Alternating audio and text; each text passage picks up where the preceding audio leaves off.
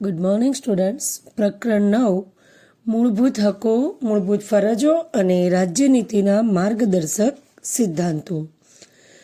ગયા લેક્ચરમાં આપણે રાજ્યનીતિના માર્ગદર્શક સિદ્ધાંતોમાં આર્થિક નીતિના સંદર્ભમાં જે સિદ્ધાંતો છે તે આપણે જોઈ ગયા. આજે આપણે સામાજિક નીતિઓ સંબંધી સિદ્ધાંતો, રાજકીય અને વિદેશ નીતિ વિષયક સિદ્ધાંતો તેમજ શૈક્ષણિક અને સાંસ્કૃતિક નીતિઓ સંબંધી સિદ્ધાંતો અને આરોગ્ય વિષયક નીતિઓ સંબંધી સિદ્ધાંતો વિશે અભ્યાસ કરીશું. તો હવે આપણે મુદ્દા તરફ આગળ વધીશું.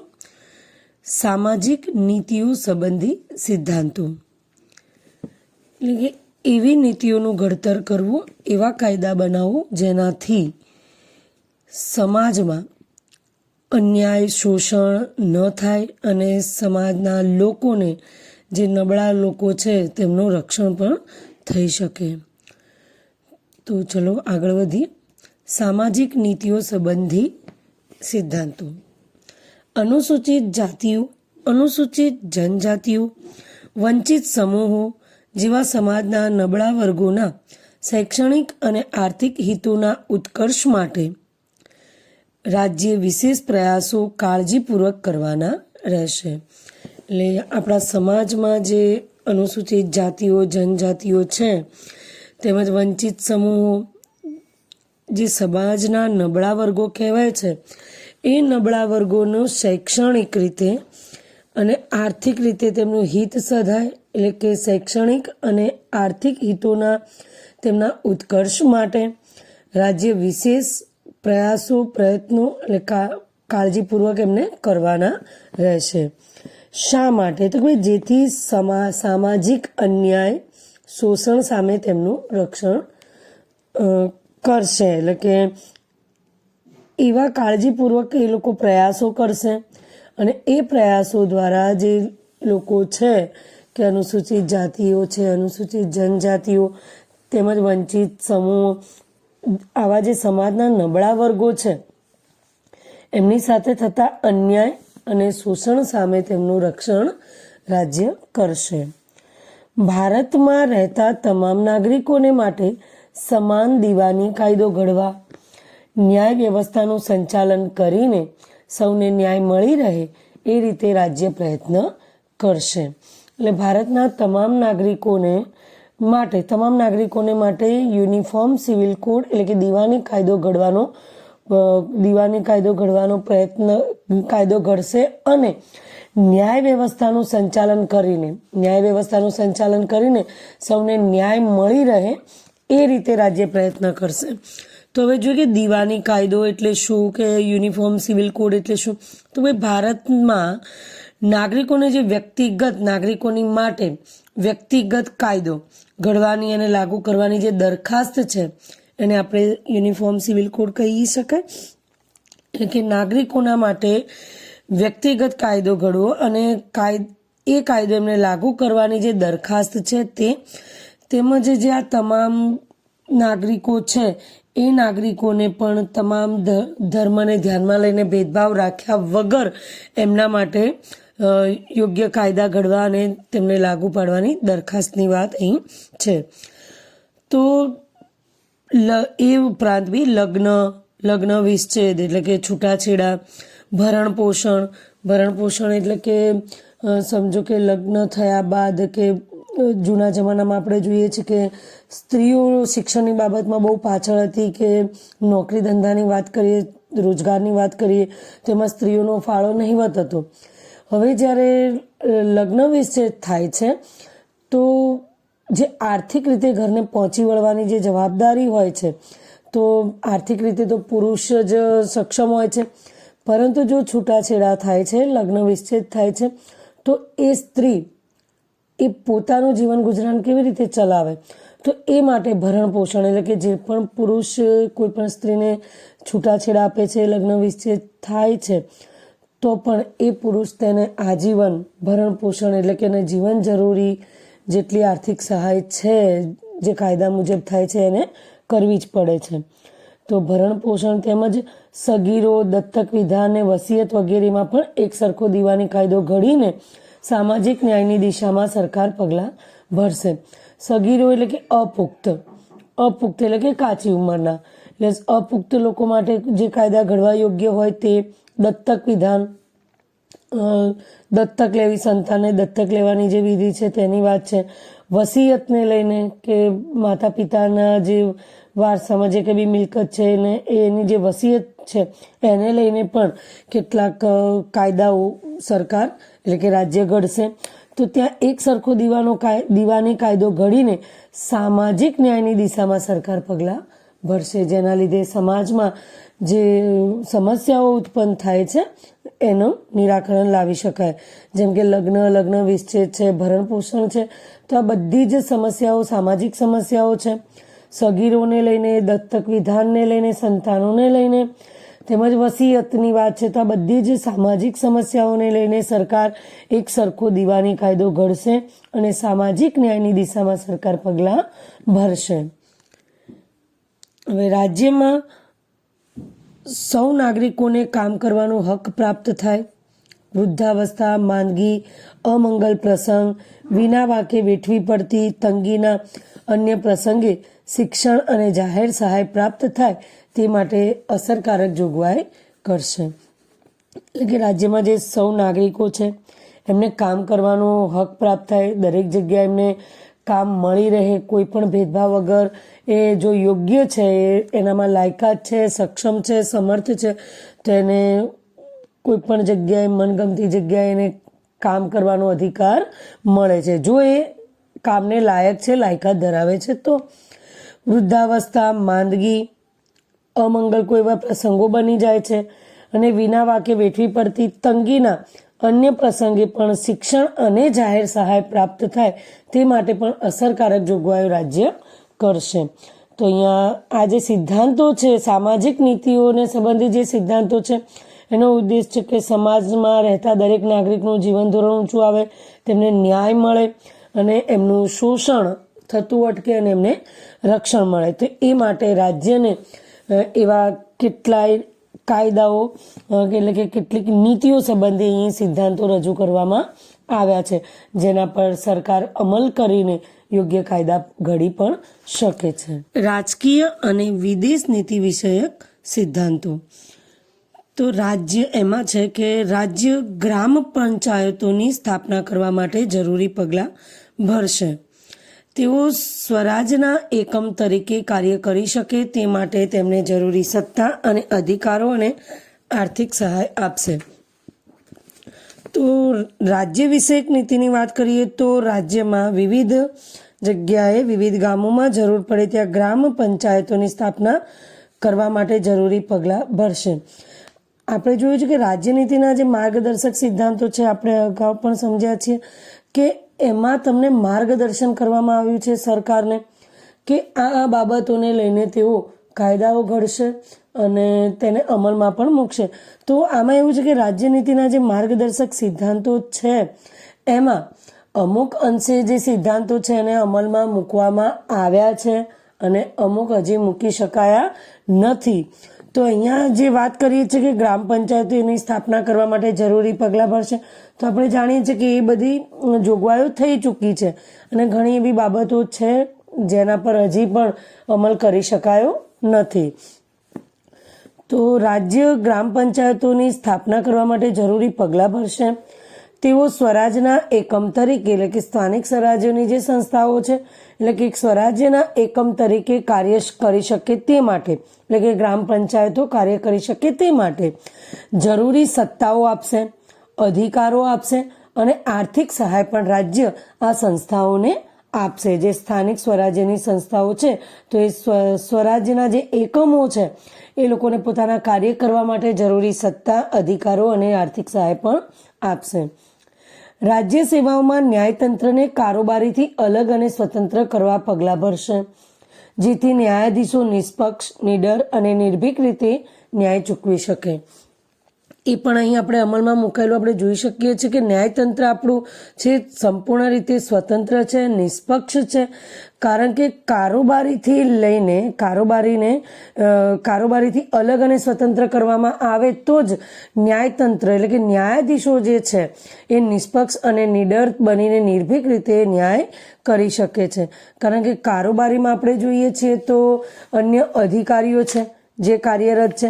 એ અધિકારીઓ એવા છે કે કેટલાય જે પોતાની શૈક્ષણિક લાયકાતના લીધે આવેલા હોય છે, જેમ કે જિલ્લા વિકાસ અધિકારી છે, તાલુકા વિકાસ અધિકારી છે, તલાટી કમ મંત્રી છે, ગ્રામ પંચાયતના લેવલે જોઈએ તો, અને એ વહીવટી કારોબારીમાં આવે છે. રાજકીય કારોબારીની વાત કરીએ તો એમાં ગ્રામ પંચાયત છે કે નગરપાલિકા, મહાનગરપાલિકા, જિલ્લા પંચાયત, તાલુકા પંચાયત, તો આ બધી જગ્યાએ પ્રમુખ, ઉપપ્રમુખ છે, સભ્યો છે.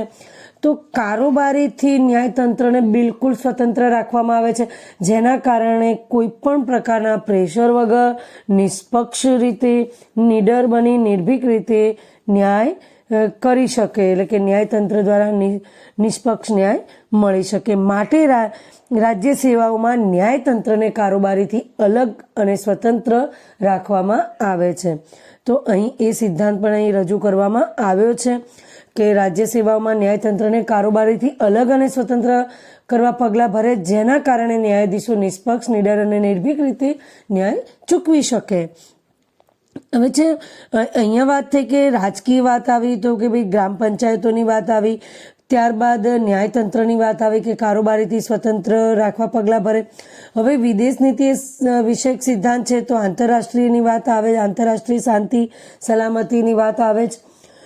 તો આંતરરાષ્ટ્રીય શાંતિ અને સલામતી અને ઉન્નતિ માટે રાષ્ટ્રો વચ્ચે, એક દેશના બીજા દેશની વચ્ચે, અન્ય દેશની વચ્ચેની વાત છે, તો રાષ્ટ્રો વચ્ચે ન્યાયી અને માનપૂર્વકના સંબંધો જાળવવા માટે આંતરરાષ્ટ્રીય કાયદાઓ અને સંધિઓને લગતી ફરજો પ્રત્યેનો આદર વધારવા અને આંતરરાષ્ટ્રીય મતભેદો, તકરારી અને પ્રશ્નોનું લવાદ દ્વારા શાંતિમય નિરાકરણ લાવવાનો પ્રયત્ન રાજ્ય કરશે અને આ બાબતોને અગ્રિમ પ્રોત્સાહન આપશે.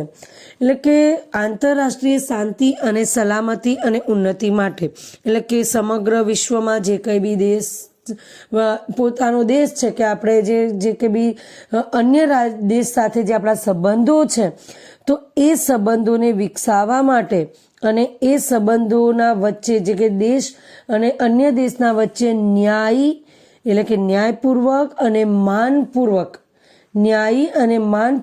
સંબંધો જળવાય તે માટે, એટલે કે એક દેશનો અન્ય દેશ સાથે માનપૂર્વક અને ન્યાયી રીતે ન્યાયને ધ્યાનમાં લઈને સંબંધ જળવાઈ રહે તે માટે આંતરરાષ્ટ્રીય કાયદાઓ અને સંધિઓને લગતી જે ફરજો છે, આંતરરાષ્ટ્રીય કાયદાઓ એટલે કે એવા કાયદા કે જે માત્ર દેશમાં લાગુ નથી પડતા, પણ આપણો દેશ અન્ય દેશ સાથે જ્યારે વ્યવહાર કરે છે ત્યારે એને કઈ કઈ બાબતોને ધ્યાનમાં રાખવાની છે અને તે માટે કયા કાયદાઓ છે તેની વાત છે. તો આંતરરાષ્ટ્રીય કાયદાઓ અને સંધિઓને લગતી ફરજો, કે અન્ય દેશ સાથે આપણે સંધિ કરવાના પ્રશ્ન આવે છે તો એ માટે પણ આપણા દેશની શું ફરજ છે, તો એ ફરજોના પ્રત્યે પણ આદર વધારવો, એ ફરજોને માન્ય રાખવી, તેના પ્રત્યે આદર વધારવો, તેમજ આંતરરાષ્ટ્રીય મતભેદો અને તકરારો, એટલે આંતરરાષ્ટ્રીય જે મતભેદ છે એ અને જે તકરાર થાય છે તો એ બધા પ્રશ્નોનું લવાદ દ્વારા શાંતિમય નિરાકરણ લાવવાનો પ્રયત્ન રાજ્ય કરશે. તો જો કોઈ વાર મતભેદ ઊભા થાય છે, તકરાર થાય છે, તો એ બધા પ્રશ્નોનું લવાદ દ્વારા એટલે કે મધ્યસ્થી દ્વારા, કોઈ પંચ દ્વારા કે ન્યાયાધીશ દ્વારા, એટલે કે કોઈ મધ્યસ્થી, કોઈ કેન્દ્ર દ્વારા એ પ્રશ્નોનું શાંતિમય નિરાકરણ લાવવામાં આવશે અને એ બાબતોને અગ્રિમ પ્રોત્સાહન આપવામાં આવશે કે આપણા દેશને લઈને અન્ય દેશ સાથેના જે આંતરરાષ્ટ્રીય સંબંધો છે એ શાંતિમય રહે, માનપૂર્વક આ સંબંધો જળવાઈ રહે અને એમના વચ્ચેના જે મતભેદો છે, જે તકરારો છે, એ પ્રશ્નોનું લવાદ દ્વારા પણ નિરાકરણ લાવવામાં આવે અને આ બાબતોને અગ્રિમ પ્રોત્સાહન અપાશે, એટલે કે વધુને વધુ પ્રોત્સાહન આપવું જરૂરી છે અને અપાશે એમ. હવે છે શૈક્ષણિક અને સાંસ્કૃતિક નીતિઓ સંબંધી સિદ્ધાંતો. શૈક્ષણિક બાબતની વાત કરીએ તો 14 વર્ષની ઉંમર સુધીના તમામ બાળકોને બંધારણના આરંભ થયાના 10 વર્ષની અંદર મફત અને ફરજિયાત શિક્ષણ પ્રાપ્ત થાય એ માટે રાજ્ય પ્રયાસ કરશે, જે હવે મૂળભૂત હક બન્યો છે. એટલે કે જ્યારે આપણું બંધારણ અમલમાં આવ્યું ત્યારે અંદર ઉલ્લેખ કરવામાં આવ્યો હતો કે 14 વર્ષની ઉંમર સુધીના તમામ બાળકોને બંધારણના આરંભ થયાના, એટલે કે બંધારણ જ્યારે અમલમાં મૂકવામાં આવ્યું ત્યારે એ સમયે બાળકોના માટે મફત અને ફરજિયાત શિક્ષણની વ્યવસ્થા કરવામાં આવે. 10 વર્ષની અંદર બંધારણનો આરંભ થયો તે થયાના 10 વર્ષની અંદર બાળકો માટે મફત અને ફરજિયાત શિક્ષણ પ્રાપ્ત થાય તેવી જોગવાઈ રાજ્ય કરશે. તો અત્યારે એ જોગવાઈ થઈ ચૂકી છે અને તે બાબતને, એટલે કે તે જે બાળકના મફત અને ફરજિયાત શિક્ષણની બાબતને લઈને મૂળભૂત હક તરીકે પણ તેનો સ્વીકાર કરવામાં આવ્યો છે. આપણે અગાઉ પણ એ જોઈ ગયા છીએ કે 2002માં મફત અને ફરજિયાત અને સાર્વત્રિક રીતે શિક્ષણ આપવા માટે માતા પિતાની ફરજ પાડવામાં આવી છે અને જે બાળકનો મૂળભૂત અધિકાર બન્યો છે. હવે આ હતી શૈક્ષણિક બાબત. હવે સાંસ્કૃતિક બાબતમાં જોઈએ તો રાષ્ટ્રીય મહત્વ તરીકે જાહેર કરાયેલા દરેક કલાત્મક અને ઐતિહાસિક મહત્વ ધરાવતા જે સ્મારકો છે, સ્થળો છે, કલાકૃતિઓ અને ઇમારતો, પદાર્થોનું યથાપ્રસંગ લૂંટફાટ, બગાડ, વિકૃતિ, સ્થળાંતર, નિકાલ અને તેનો નાશ થતો અટકાવવાનો અને રક્ષણ કરવાની રાજ્યની ફરજ રહેશે. એટલે આપણો જે સાંસ્કૃતિક વારસો છે, આપણે અગાઉ બી થોડી ચર્ચા થઈ ચૂકી છે કે ભાઈ સાંસ્કૃતિક વારસો એટલે શું. તો સાંસ્કૃતિક વારસો એટલે કે માનવ સર્જિત વારસો છે જે મનુષ્ય બનાવ્યો છે. જેમ કે આપણા સ્થાપત્યોની વાત કરીએ, મંદિરો, મસ્જિદો, સ્થળો, સ્મારકો, એ બધી બાબત, એટલે કે વસ્તુઓનો કે ઇમારતો છે કે કોઈ એવી ચીજ વસ્તુઓ છે જેનાથી ભારતનું મહત્વ વધે છે, આપણું ગૌરવ વધે છે, આપણી સંસ્કૃતિ ઉજાગર થાય છે. તો આ બધી બાબતોનો સમાવેશ સાંસ્કૃતિક વારસામાં થાય. તે ઉપરાંત માત્ર ઇમારતો કે બાંધકામોને લઈને, તે ઉપરાંત એવી કોઈ વસ્તુઓ જેની શોધ મનુષ્ય કરી છે, જે માનવ સર્જિત છે, જેમ કે આપણે વિજ્ઞાનને લઈને કે ગણિતને લઈને કે જે કંઈ બી સંશોધનો કર્યા છે તે પણ આપણા વારસામાં સમાવિષ્ટ છે. તો અહીં વાત કરી છે કે આપણા સાંસ્કૃતિક વારસાને લઈને કે આપણી ફરજ શું છે, એનું જતન કરવું એ પણ આપણો એક ઉદ્દેશ્ય છે. તો રાજ્ય પણ એવા નિયમો ઘડશે જેના કારણે આપણા સાંસ્કૃતિક વારસાને આપણે જાળવી શકીએ, એને સાચવી શકીએ.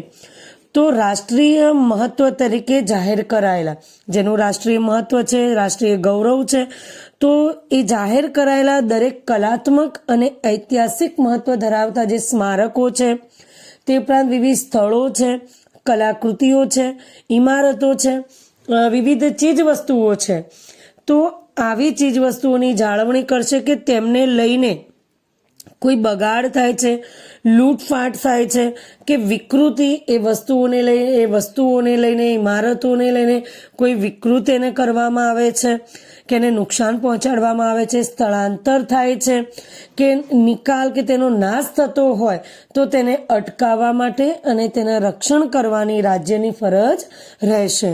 આમ રાષ્ટ્રના સાંસ્કૃતિક અને ઐતિહાસિક વારસાનું યોગ્ય રીતે જતન થાય તે જોવાનો ઉદ્દેશ્ય છે કે રાજ્ય પ્રયત્નો કરશે કે આપણા રાષ્ટ્રના જે સાંસ્કૃતિક અને ઐતિહાસિક વારસાના જે સ્થળો છે તેને નુકસાન ન થાય અને તેનું જતન કરી શકાય. અને હવે છે આરોગ્ય વિષયક નીતિઓ સંબંધી સિદ્ધાંતો.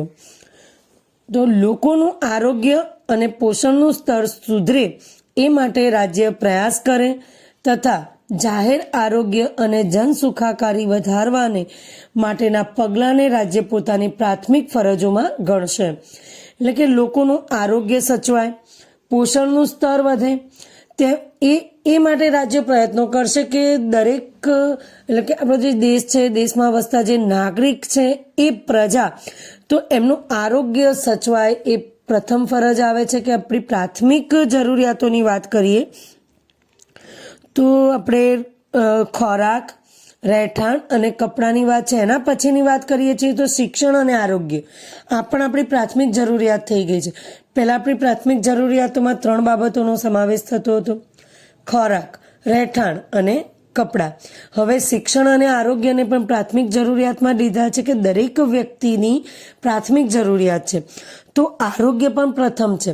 તો લોકોના આરોગ્ય અને પોષણનું સ્તર સુધરે તે માટે રાજ્ય પ્રયાસ કરશે. અગાઉ આપણે જોઈ ગયા છીએ કે ભાઈ કામદારોને લઈને કોઈ એવા જોખમી સ્થળોએ પણ એમને કામ ન કરાવવું, તેમજ એમના આરોગ્યને ધ્યાનમાં લેવું, બિન આરોગ્યપ્રદ સ્થળોએ પણ કાર્યો કરાવી શકાય નહીં. તો આ જે બધી બાબતો છે આરોગ્યને લઈને છે, તો એમનું આરોગ્ય સુધરે એ માટે રાજ્ય પ્રયાસ કરશે. જાહેર આરોગ્ય અને જન સુખાકારી વધારવાને માટે પણ માટેના પગલાંને પણ રાજ્ય પોતાની પ્રાથમિક ફરજો સમજશે. આરોગ્ય માટે હાનિકારક એવા કેફી પદાર્થો જે નશાયુક્ત હોય છે, જે માદક દ્રવ્યો આપણે એને કહીએ છીએ કે કેફી પદાર્થો, પીણા, નશાયુક્ત માદક દ્રવ્યો વગેરે પર રાજ્ય પ્રતિબંધ મૂકવાનો પ્રયત્ન કરશે. ઔષધિના હેતુઓ સિવાયના માદક પીણા. ઘણા એવા માદક પીણા છે તો ક્યાં અમુક જગ્યાએ એમનો ઔષધિ તરીકે ઉપયોગ થાય છે. જેમ કે આપણે આલ્કોહોલની વાત કરીએ તો ઔષધિ તરીકે પણ એનો ઉપયોગ કરે છે. ઘણી જગ્યાએ ડ્રગ્સ, દવાઓમાં પણ એનો વપરાશ થાય છે. તો ઔષધિના હેતુઓ સિવાયના માદક પીણા તેમજ ડ્રગ્સ અને નશાયુક્ત પદાર્થોના ઉપયોગ પર પણ પ્રતિબંધ મૂકશે. દેશના પર્યાવરણનું રક્ષણ થાય અને તેમાં જરૂરી સુધારા થાય એ માટે પણ રાજ્ય પ્રયાસ કરશે. એટલે કે દેશનું પર્યાવરણ સુરક્ષિત રહે, કે દેશના પર્યાવરણને નુકસાન ન થાય, પ્રદૂષણને અટકાવે, તે માટે પણ જરૂરી પગલાં, જરૂરી સુધારા પણ રાજ્ય કરશે. દેશના જંગલો અને વનસૃષ્ટિના રક્ષણ માટે ખાસ પ્રબંધ રાજ્ય કરશે. કારણ કે જંગલો અને વનસૃષ્ટિનો પણ આપણો આરોગ્ય સાથે સંબંધ છે. તો જંગલોનું અને વનસૃષ્ટિનું પણ રક્ષણ કરશે અને એના માટે ખાસ પ્રયાસો કરશે. આપણે જે આપણી ફરજોની વાત કરીએ છીએ, અગાઉ આપણે જોઈ ગયા કે આપણી જે મૂળભૂત ફરજો છે એમાં પણ આ બધી બાબતોનો ઉલ્લેખ થયેલો જ છે. હવે જોઈએ કે કામદારોને કામના સ્થળે આરોગ્યપ્રદ વાતાવરણ પ્રાપ્ત થાય અને નવરાશની પળોમાં સામાજિક અને સાંસ્કૃતિક વિકાસની પૂરતી તકો તેઓને પૂરી પાડીને માનસિક તંદુરસ્તી બક્ષવા માટે મનોરંજનની સુવિધા મળી રહે તેવા પ્રયત્નો રાજ્યોને કરવા જણાવેલ છે.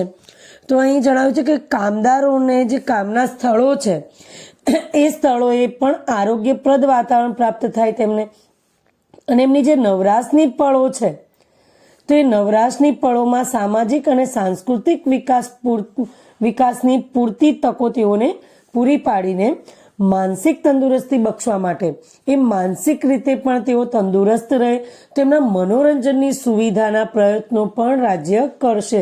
આ પણ અહીં એક નીતિ એને લઈને એક સિદ્ધાંત અહીં રજૂ કરવામાં આવ્યો છે કે કામદારોના આરોગ્યને લઈને, કે એમની આર્થિક સ્થિતિને લઈને, એમના જીવન ધોરણને લઈને પણ અહીં વાત કરી છે. તે ઉપરાંત એમની માનસિક તંદુરસ્તી બક્ષવા માટે પણ મનોરંજનની સુવિધા કરવાના પ્રયત્નો પણ રાજ્યને કરવા જણાવેલ છે. આમ રાજ્ય નીતિના માર્ગદર્શક સિદ્ધાંતોનો હેતુ એવી સમાજ વ્યવસ્થા અને રાજ્ય વ્યવસ્થા ઊભી કરવાનો છે જેમાં શક્ય હોય એટલું સત્તાનું વિકેન્દ્રીકરણ થાય, ધાર્મિક કે જ્ઞાતિ આધારિત ભેદભાવ રહિતની સમાજ રચનાનું સમતામૂલક અને શોષણમુક્ત અને કલ્યાણલક્ષી સમાજ વ્યવસ્થા અને અર્થવ્યવસ્થા સ્થાપવાનો ઉદ્દેશ્ય છે. એટલે કે રાજ્યનીતિના માર્ગદર્શક સિદ્ધાંતો છે તે એમનો ઉદ્દેશ એવો છે કે કલ્યાણલક્ષી, શોષણમુક્ત અને સમતામૂલક, જ્યાં સમાનતા હોય, જ્યાં કોઈનું શોષણ ન થતું હોય, સર્વનું કલ્યાણ થતું હોય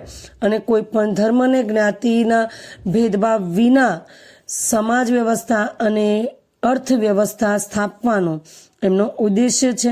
કે કોઈ પણ ભેદભાવ વિનાની સમાજ રચના, જેમાં સર્વને સમાન અધિકારો હોય, સર્વ શોષણ મુક્ત હોય, એટલે કે કોઈનું શોષણ થતું ન હોય અને સર્વનું કલ્યાણ થતું હોય તેવો સમાજ સ્થાપવાનો તેનો ઉદ્દેશ્ય છે. અર્થાત એટલે કે સામાજિક લોકશાહી અને આર્થિક લોકશાહીની સ્થાપનાનો છે. એટલે કે રાજ્ય નીતિના માર્ગદર્શક સિદ્ધાંતોનો હેતુ એ છે કે કોઈ પણ ભેદભાવ વગર સમાજમાં સમાનતા રહે, શોષણ ન થાય, લોકો શોષણ મુક્ત રહે અને સર્વનું કલ્યાણ થાય એવી અર્થવ્યવસ્થા સ્થપાય. એટલે કે સામાજિક લોકશાહી અને આર્થિક લોકશાહીની સ્થાપના કરવાનો એનો મુખ્ય ઉદ્દેશ્ય છે. સામાજિક સલામતી દ્વારા સમાજના નબળા વર્ગોના ઉત્કર્ષ માટે વિવિધ કલ્યાણકારી યોજનાઓનો અમલ રાજ્ય કરશે એવી અપેક્ષા કરવામાં આવે છે. સમાજની સલામતી માટે જે સમાજના નબળા વર્ગો છે એના વિકાસ માટે, એમના ઉત્કર્ષ માટે વિવિધ કલ્યાણકારી યોજનાઓનો અમલ પણ રાજ્ય કરશે એવી અપેક્ષા પણ રાખવામાં આવે છે. લોકશાહી કેવળ રાજકીય ક્ષેત્ર પૂરતી સીમિત ન રહે, પરંતુ સામાજિક અને આર્થિક ક્ષેત્ર સુધી પણ તેનું વિસ્તરણ થવું જોઈએ. એટલે અગાઉ પણ આપણે જોયું કે રાજકીય ક્ષેત્રે લોકશાહીને કે લોકો પોતાની મનપસંદગીની વ્યક્તિઓ ચૂંટે છે અને એ સરકાર બનાવે છે અને કાયદાઓ પણ ઘડે છે અને પોતાની વાત છે કે લોકસભા રાજ્યસભા સુધી જાય છે. તો આ રીતે રાજકીય લોકશાહી નહીં કે લોકોની રજૂઆત થાય, પરંતુ સામાજિક અને આર્થિક ક્ષેત્ર સુધી પણ લોકશાહીનું વિસ્તરણ થવું જોઈએ. એટલે કે સમાજમાં પણ લોકોને સમાનતા નો હક મળવો જોઈએ, કે સમાનતામૂલક અને શોષણમુક્ત અને કલ્યાણલક્ષી સમાજ હોવો જોઈએ. લોકો આરોગ્યપ્રદ જીવન જીવતા હોવા જોઈએ. લોકો આર્થિક રીતે મતલબ એમનું જીવન ધોરણ ઊંચું આવવું જોઈએ. જે પ્રાથમિક જરૂરિયાતો છે તે પણ લોકો મેળવી રહે તેવી વ્યવસ્થા હોવી જોઈએ. તો માત્ર ને માત્ર લોકશાહી એ કેવળ રાજકીય ક્ષેત્ર પૂરતી નહીં, પરંતુ સામાજિક અને આર્થિક ક્ષેત્ર સુધી પણ તેનું વિસ્તરણ થવું જોઈએ, જેના થકી શોષણ અને અન્યાય મુક્ત એટલે કે જ્યાં શોષણ ન થતું હોય, અન્યાય ન થતો હોય એવી સમતામૂલક ન્યાયી સમાજ વ્યવસ્થાનું સ્વપ્ન સાકાર કરવાની જવાબદારી રાજ્ય સરકારને શિરે મૂકવામાં આવી છે. મૂળભૂત હકો રાજ્યની સત્તાને મર્યાદિત કરે છે, જ્યારે રાજ્યનીતિના માર્ગદર્શક સિદ્ધાંતો રાજ્યની સત્તાને વિસ્તારે છે. એટલે કે નાગરિકને જે મૂળભૂત અધિકારો આપવામાં આવ્યા છે એ અધિકારોને લઈને રાજ્યની સત્તાને ક્યાંક મર્યાદિત કરી છે, કે રાજ્યની અમુક સત્તાઓ મર્યાદિત થઈ જાય છે કારણ કે એવા કેટલાય અધિકારો નાગરિકને આપવામાં આવ્યા છે.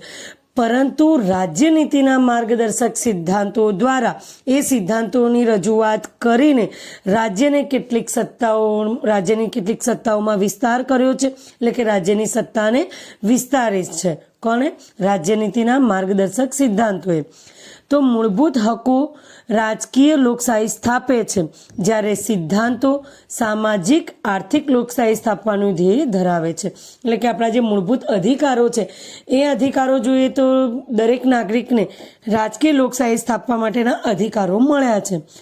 પરંતુ આપણા જે રાજ્યનીતિના માર્ગદર્શક સિદ્ધાંતો આપણે સમજીએ છીએ તો આપણને ખ્યાલ આવે છે કે તેમાં સામાજિક અને આર્થિક લોકશાહી સ્થાપવાનો મુખ્ય ધ્યેય છે, આદર્શ છે અને હેતુ છે. તો તેમની વચ્ચે કોઈ વિરોધ નથી, તેઓ એકબીજાના પૂરક છે. એટલે કે આપણા મૂળભૂત અધિકારો અને રાજ્યનીતિના માર્ગદર્શક સિદ્ધાંતો એ બંને વિરોધી નથી, એકબીજાના પૂરક ગણાય છે. તો અહીં આ પ્રકરણમાં આપણા જે મૂળભૂત અધિકારો છે, આપણી જે મૂળભૂત ફરજો છે તેનો ઉલ્લેખ કરવામાં આવ્યો છે. તે ઉપરાંત રાજ્યનીતિના માર્ગદર્શકના સિદ્ધાંતો દ્વારા રાજ્યને એવી કેટલીક બાબતોની સત્તા આપવામાં આવી છે કે તે આપણા દેશને લઈને લોકોને જે સામાજિક અને આર્થિક સ્થિતિને સુધારવા માટે, એટલે કે સામાજિક આર્થિક લોકશાહી સ્થાપવા માટે એમને કેટલીક સત્તાઓનો વિસ્તાર કરી આપ્યો છે. તો અહીં આ પ્રકરણ પૂર્ણ થાય છે. એમાં સ્વાધ્યાયમાં આપેલા પ્રશ્નોના જવાબ તમારે લખવાના છે અને તૈયાર કરવાના છે. તો હવે મળીશું આપણે નેક્સ્ટ લેક્ચરમાં નવા ચેપ્ટર સાથે. ત્યાં સુધી રજા લઈએ.